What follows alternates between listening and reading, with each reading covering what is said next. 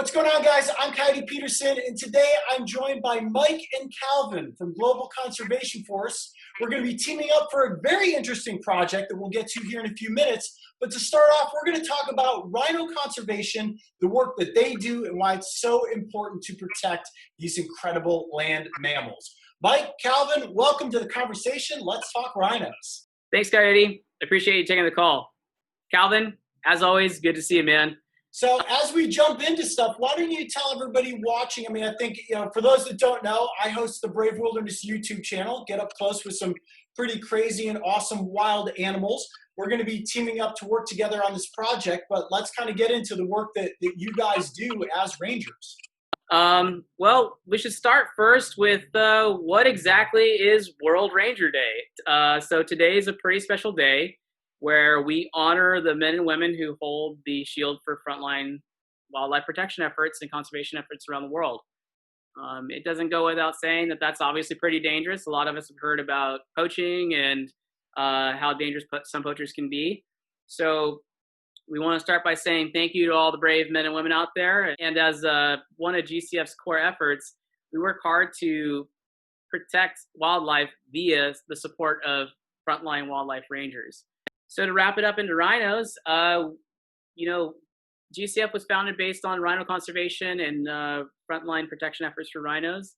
And GCF plays a role in wildlife protection and conservation in several avenues.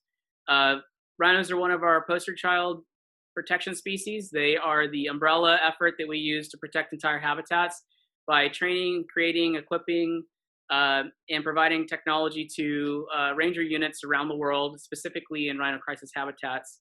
And by doing that, we're tackling the most severe level of crime and the most severe level of poaching in the region. And we work from grassroots efforts to stabilize those regions via on-the-ground conservation efforts paired with wildlife protection efforts so that we can create a better future for wildlife and people for the next generations to come. It seems like it would be a pretty dangerous job. Take us through real quickly on like a day-to-day basis. What is it like to be a ranger out there in the field on the front lines? Give us a little bit of details, like what happens within a day for you guys. So it's a very, as you mentioned, a very dangerous job for multiple reasons. Being out in the wilderness, as I'm sure watchers of your show will notice, that there's a lot of things out there which are quite dangerous to us, which aren't necessarily the poachers that we're out there looking for. So I would say the biggest threat to the guys on the ground is the animals that they're trying to protect themselves. In Africa, we've got the big five: lion, leopard, buffalo, elephant, rhino. And these are all very dangerous animals. So it's very close for us to work very closely with these animals and know how to react around them. And then after all of that, we've got the poachers themselves who are, they're going out there trying to get hold of these animals, trying to get hold of their trophies, and they're armed and they're trying to get away with these animals. That's their main goal, is to get hold of these trophies and get away.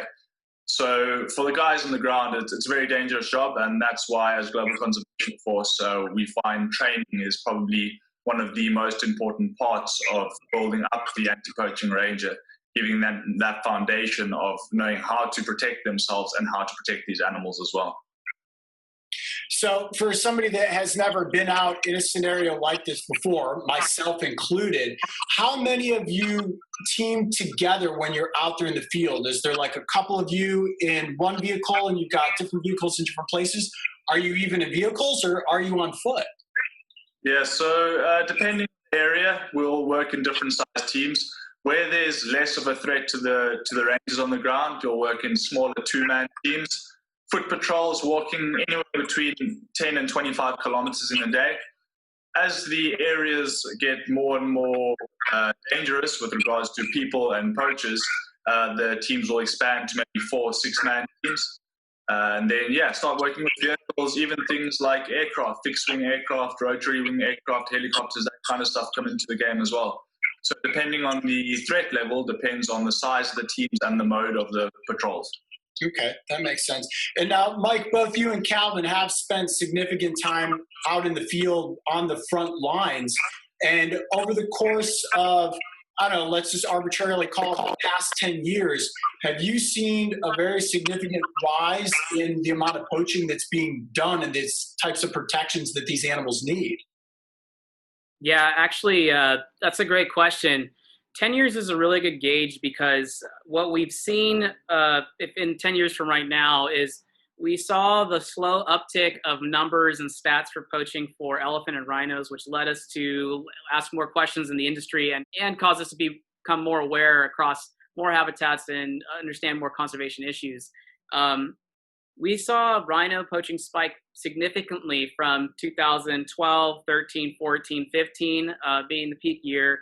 And that also correlated with elephant poaching, and up to that, prior to that, was giraffe poaching, seeing a 40% decline in populations over the last 15 years. And we really are in an extinction crisis. And with that, rangers have become way more important, and their jobs have changed, and what they have to cover and do in a day, a week is all different. And so, yes, we are seeing a rise in the threat. We are seeing a rise in poaching, and there is no shortage of work to do for us, especially since we worked with so many units around the world.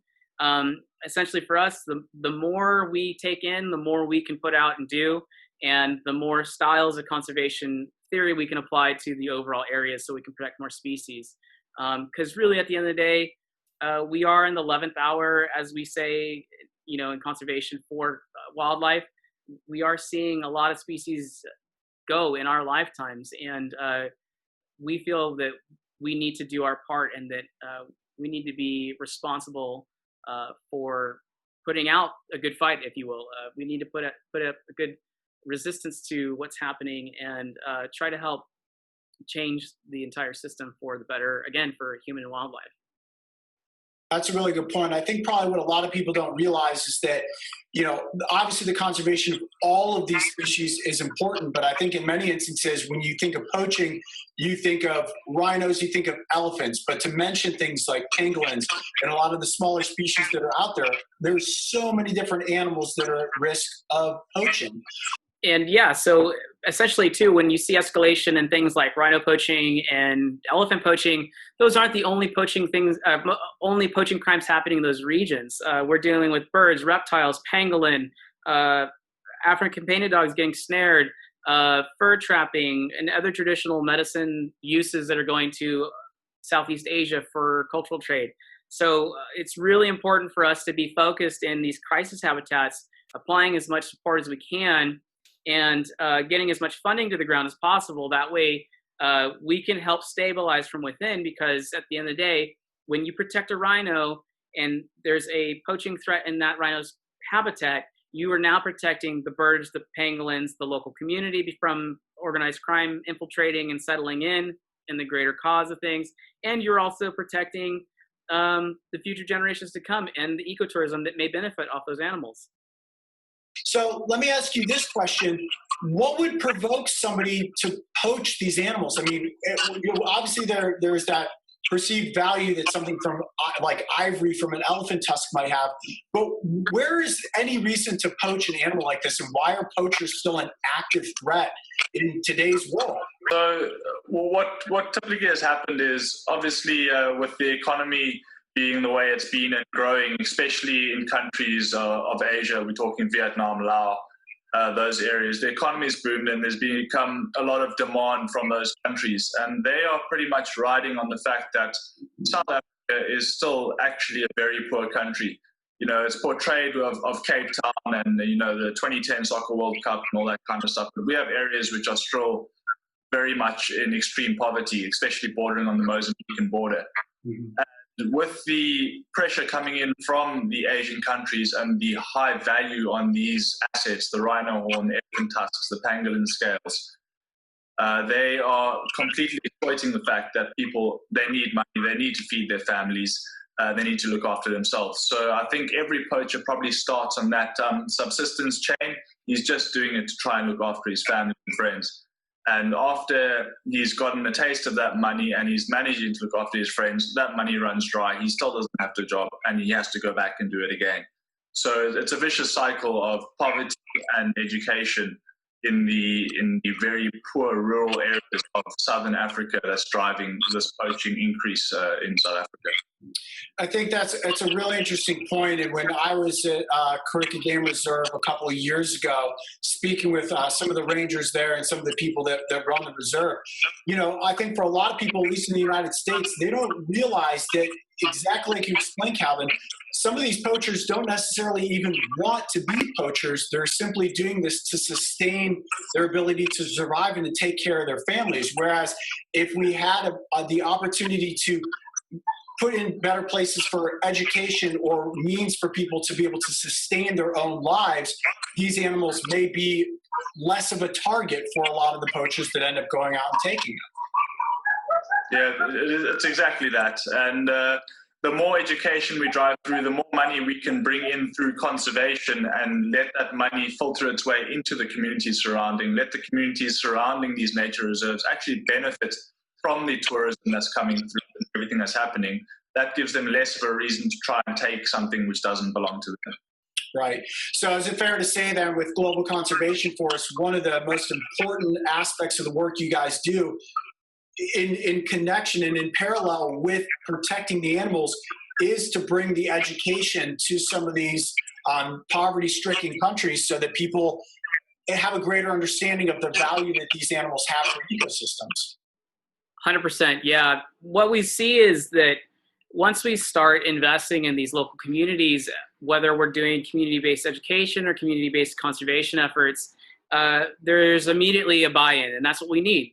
And, I always like to relate it to people. If, someone came into your own backyard and said, hey, there's a problem, aren't you going to do something about that? And you're like, well, I don't think it's a problem. Maybe they didn't know. At the same time, wildlife protection is the now. Wildlife protection is the immediate answer to the crisis, but we need to have a solution. Right now, that's the reaction. We need to be proactive. When you work with the communities, you are creating a future of what you need. And realistically, we're not going to be around forever, and we need to make sure that there are more wildlife conservationists and to have local wildlife conservationists. So what's really neat with a lot of the programs that we run and some of the areas that we've seen, the more that they go on, you start to see people who take on their own projects and become their own living avenue of conservation in their own communities. And that's exactly what we need, whether they become a veterinarian or they become a ranger or they open up their own facility or they become an education ambassador. It's the change we have to see, whether it's inside the community in, a rural area outside the Kruger National Park, or it's in Vietnam. They become the first stopping point for wildlife crime and prevent the spread of it, and start focusing people more so from the inside of the community on what they can do to be involved, and they can actually learn how to benefit from how wildlife conservation comes to their part of the world.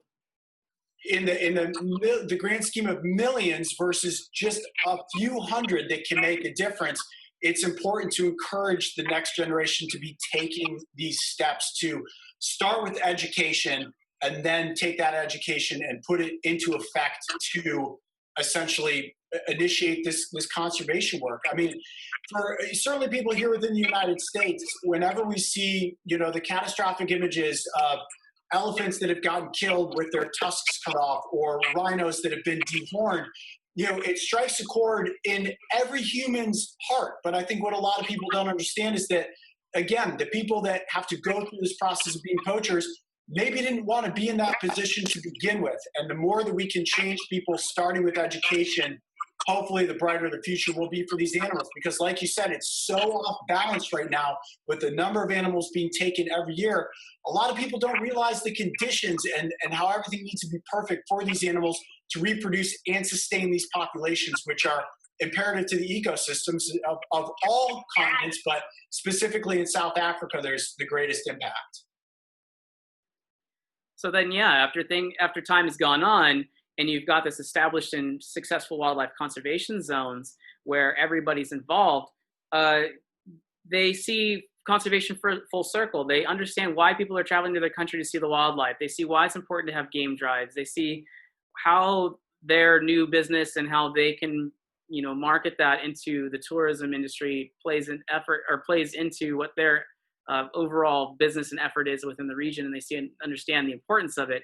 And that makes them more of a resilient community, and it doesn't allow corruption and crime to grow and take advantage of their current or previous situation as much as they normally would, because the corrupt and the power systems behind the syndicates are working on people who really need to survive, and they're taking advantage of their disparity. When you change the flow on that, you change that around, and you put that forward, now all of a sudden you have a resilient wildlife community that's dedicated to wildlife conservation and a healthy industry based around ecotourism, and overall everything starts to thrive and benefit.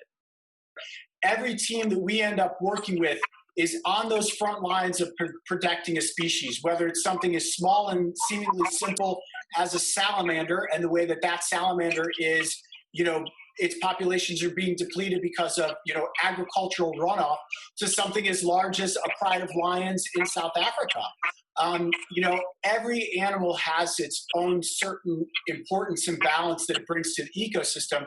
And no matter what, at the end of the day, it always comes back to starting with people understanding that education. And it can be very difficult to change the opinions and the influences of people that are, our age at this point. So reaching that younger generation, I truly do believe, is what's going to have the positive effect that's going to reshape the future. Yeah, as I've always said, is what we do on the ground. We're just holding up the shield until the education game comes into play. We haven't got 100 years to play with. We're talking about a 20-year timeline, as Mike mentioned earlier. But what we're doing on the ground, training the rangers, that is just giving it enough time for the long game to take effect, which is the education, exactly what we do at Coyote, and what GCF tries to do with reaching out to the schools and trying to get as much information out there as possible, because we've been fighting this on the ground for so long, and the numbers aren't necessarily reflecting any better. We're holding it for as long as we can until the education can come into effect and we can actually see a real change happening with the future generation coming in. Right, which is probably a great place for us to transition into talking about why we have all teamed up together, because it's one thing to look at images of an animal. It's another thing to see video. It's another thing to actually be able to see some of these animals that need our help in the wild. And we collectively have come together to launch this really exciting fundraising campaign for not only rhinos, but all animals that are existing within South Africa, specifically at the Kariega Game Reserve, to come together to offer the opportunity for people to get the chance to head out into the field with myself and with you guys to see these animals existing naturally. Mike, do you want to sort of tell everybody a little bit about this fundraiser that we've got in the works? Yeah, first of all, thanks, Coyote. We really could not do this without you, and special thanks to Kariega Game Reserve for making this all possible as well. I have to say, I am super excited about this. This is something that I would have done as a kid, or even as pre-GCF Mike. I would have gone and tried to do this to the best I could. So what it is it's the Rhino Conservation Challenge, where you and 3 of your friends can stay at the Kariega Private Game Reserve in South Africa for a week in a luxury suite setup, technically 2 if you have 4 guests, and you're going to be able to go on game drives, your food and drinks included. You're going to hang out with the GCF team. You're going to meet the anti-poaching unit. You're going to meet the anti-poaching canine. I believe upon the release of this video, you guys are also going to be launching the webpage and the fundraiser, essentially how you get involved with the fundraiser. How does it work? Basically, you become a fundraiser under the Rhino Conservation Challenge. You create a team and you start fundraising. Between August and October 31st, the person who raises the most funds wins the Rhino Conservation Challenge. The top 5 people get invited to a VIP meet and greet in Temecula, California with myself and Coyote Peterson. And we're going to do one last challenge to rally as much funds as we can. And like Coyote said, this is going to help rhinos and animals around the world. 50% of the funds is going to go to Kariega Game Reserve for wildlife protection and anti-poaching, and then GCF is going to apply the rest of the funding to multiple other anti-poaching units and wildlife conservation efforts around the world with our instructors, our partnerships, and our collaboration efforts. there's actually one more benefit to this package. You're going to actually get to meet a rhino that survived poachers. Back in 2012, a rhino named Tandy was attacked at her home in the wild by poachers, and this rhino made it through the night into the morning until a staff member at Kariega Game Reserve found her and was able to call the local vets. Dr. William Folds responded with his team, and then from there on out, there were multiple procedures that actually kept Tandy alive via treatment for a groundbreaking thing in the world of conservation, because at this point, most rhinos were found too far gone. And Tandy had the will to fight through it all. She made it through, pulled through, and what's even more cool and more exciting is now she's had 3 calves. There are 3 baby rhinos, technically not all babies anymore, at Kariega Game Reserve that you can actually go see, which are poaching survivors. And it's a true testament to rhino conservation, rhino protection, and unfortunately the ugliness behind it. How a community of rhino conservationists pulled together to create a brighter future. So technically, you plus 3 guests could join efforts to fundraise, and the team that crowdfunds the most has to be under your own link though, but the team that crowdfunds the most will go to Kariega Game Reserve and be able to enjoy this entire package while helping us save rhinos around the world. And with that, Coyote, I got to say thank you to you guys too. Like I said before, it wouldn't be possible without your guys' help. We're certainly thrilled and excited to be a part of it. And again, going back to that whole aspect of conservation and education, certainly for people that participate in this fundraiser, you know, what they're donating, like you said, is going towards so many different efforts spread throughout South Africa.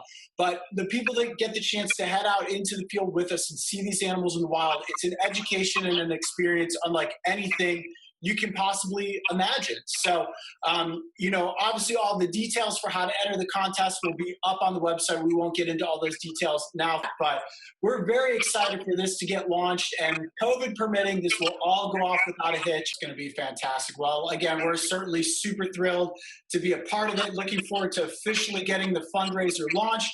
There'll be tons of promotion coming across through the Brave Wilderness YouTube channel and all of our social media feeds.